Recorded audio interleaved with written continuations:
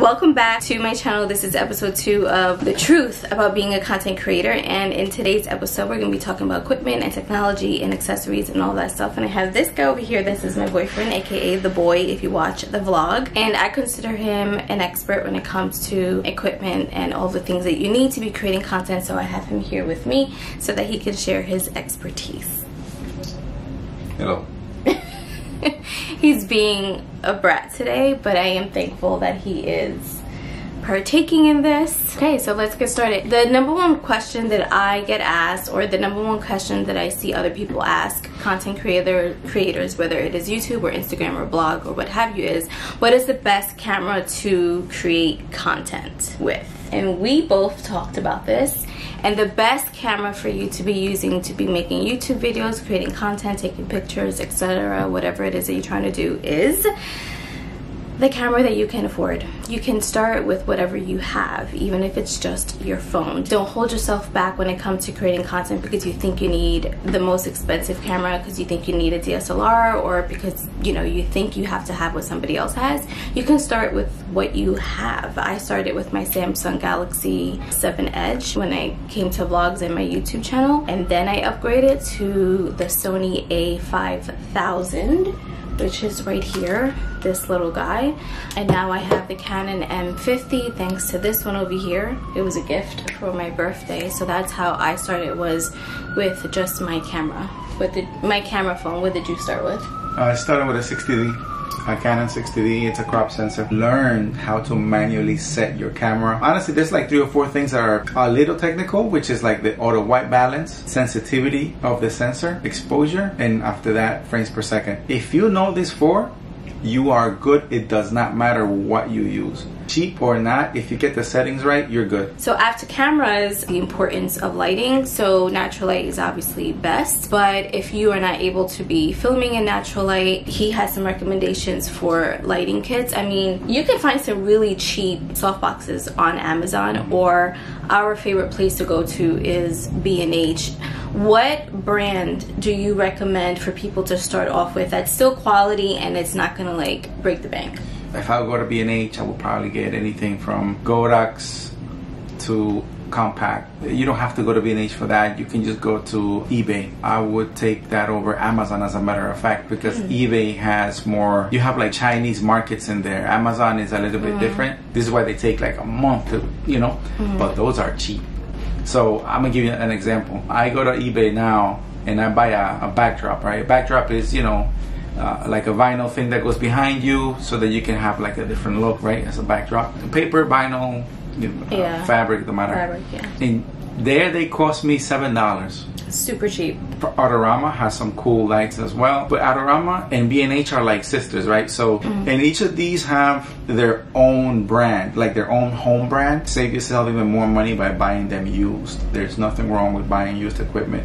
I would definitely jump on used soft boxes anytime. Yeah. There's no need for you to buy new. It's not going to make a difference if it's been taken care of. For lights, if I may have, I'm gonna take a risk. I may say that, you can buy a really cheap octagon box for a good $50. Something not that big, it may be like a 23-inch, You could find a nice reflector as well. A lot of photographers, I use it a lot for photography, but you could go on eBay and that's like for like a good $5 to $10 depending. No name brand, they'll do the same. What mic do you recommend to start off with? Mic wise, brand wise, there's so many things, right? Buy a cheap digital recorder, an external mic recorder. Brands, there are so many, but I don't want to get into brands because I think that at the end of the day, they all do the same. I've had a few. I've even used my phone to record sound. You should use separate sound for sure, but you want to get like a Rode mic.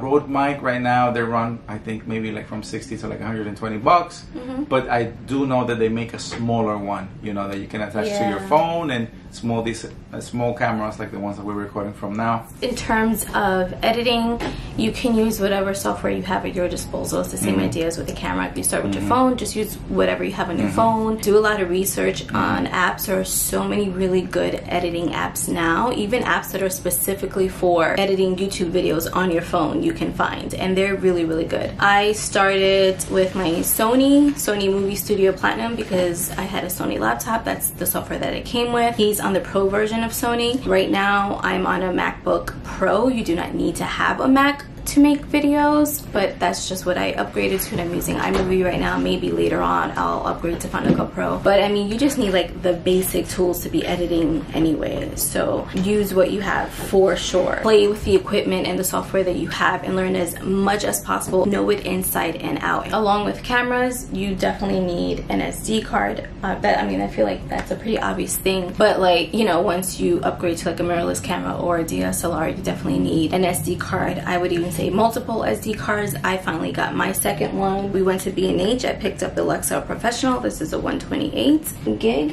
Memory cards, they're gonna run you anywhere from like $20 to like $40, depending on how much memory you're this buying. One that we got, $19.99 from B&H. And that's 120 something gigs, right? An extra battery, just in case. Should always have an extra battery charged and ready to go. And not only that, but also what happens is, let's say you're out there, right, and you drop your battery, it doesn't work anymore. Now you have nothing, literally, and it has happened to me. I dropped my battery and put it back on my camera, it didn't work. So imagine if I didn't have a second one as a spare. Just for accessories really quickly, I do want to say you obviously need a tripod if you're going to be filming like we are right now, or just have something that you could prop your camera on top of. It could be books. If you're going to be vlogging, I recommend a small little tabletop type of tripod like this. This is called the Benro. I use this for my camera, and then when I started with my phone, I used this Joby, and it comes with this little attachment right here that you could put your phone onto. The last thing I would say that you should have in terms of accessories is an external hard drive, so you can pass all your information and back your computer up and all of your files and all that stuff. He's always getting on me about transferring my data from my SD card to my external drive. If you don't have an actual, you know, external drive, you can always just use the cloud, like Dropbox, for example. I use Dropbox. I use Dropbox too, and plus my external hard drive, which is a Seagate, and it's 4 terabytes. Those are the key things that you need to be creating content. Don't let anything stop you. At the end of the day, you don't have to get all these things to start. Light is free, and I mean outdoors, right? So if you own a camera, you're good. That's it. Just make sure that you place your camera very close to you. If you're passionate about whatever it is you need to express out there and manifest yourself, and you know what you're talking about in whatever the subject may be, you know, honestly, I mean, just take your phone out, do it. Don't wait, and you don't need laptops, you don't need nothing other than knowledge that I hope that you are sharing with other people like me and her, that are always looking to know more, you know. So at the end of the day, knowledge is the precious commodity that we have. So if you have something to share to the world, don't let equipment and technology stop you. You have your phone there with you. Go out there, get a nice little corner, boom. Yeah, I mean, my 11-year-old nephew makes videos on his phone, so if he can figure it out, you can figure it out too. So don't, like he said, don't let anything stop you from starting, you know, your channel, your blog, that Instagram account that you want to do, and just keep creating content, and the more that you do it, the better that you will get. That's it. If there's any other questions that you guys have in terms of equipment, please feel free to leave it down in the comments. I always answer my comments. Thank you guys so much for watching this video, and I'll catch you guys in the next one. Bye.